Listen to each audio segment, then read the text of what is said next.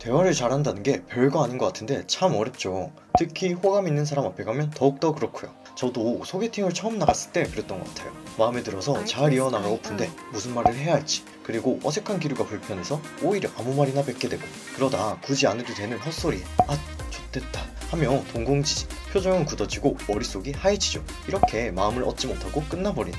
그런데 반대로 센스있게 말을 잘하는 친구도 있죠. 헛소리를 하는데도 재미있게 풀어나가는, 소위 말빨 좋은 애들. 그 친구들은 무엇이 다른지, 또 왜 내가 어렵다고 느끼는지 한번 알아보겠습니다. 그럼 시작하겠습니다. 대화를 잘하고자 하면 무조건 정설로 받아들여지는 게 있죠. 바로 공감해라. 같은 경험, 생각을 공유하면 친밀도가 높아지니까요. 근데 이게 정답 같지만 쉽지 않거든요. 뭘 말해줘야 공감을 하지. 그리고 티라서 공감을 못하는데 그럼 연애는 글렀다, 이건 아니잖아요.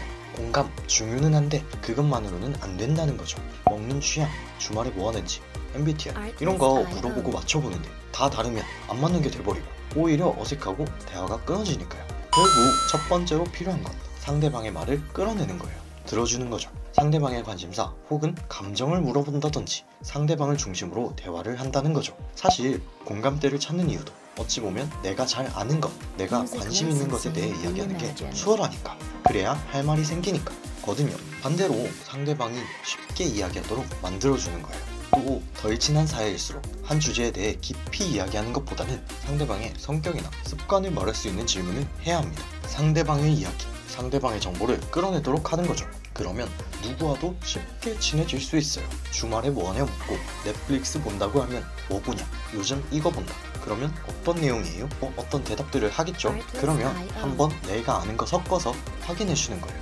신문보다는 질문을 한다는 느낌을 주기 위해서는 피드백이나 실질적인 대화 없이 무작정 바로 다음 질문을 던지지 말고 중간에 내가 이해를 제대로 한 건지 재차 확인을 한다든지 내가 아는 거 섞어서 슥 던지면서 질문을 이어가는 게 중요하다는 거죠. 인생이 술술 풀리는 대화하는 방법이란 책에도 비슷한 말이 나오죠. 상대방이 관심받고 있다는 느낌을 들게 하라. 신문하지 말고 질문을 해라. 자세히 말하면 지루하니까 넘어가도록 하겠습니다. 암튼 이러면 상대방은 본인에게 집중해주는 듯한 느낌을 더욱 받을 수 있을 거예요. 또 이해를 잘 못했더라도 정정을 해줄 테고요. 두 번째는 침묵을 즐길 줄 알아야 합니다. 그 침묵이 불편하지 않아야 여유로워지고 억지로 말하다가 개소리를 하는 경우도 줄어드는 거거든요. 정리하자면 나 중심의 대화가 아닌 상대의 대화를 이끌어내고 들어주자.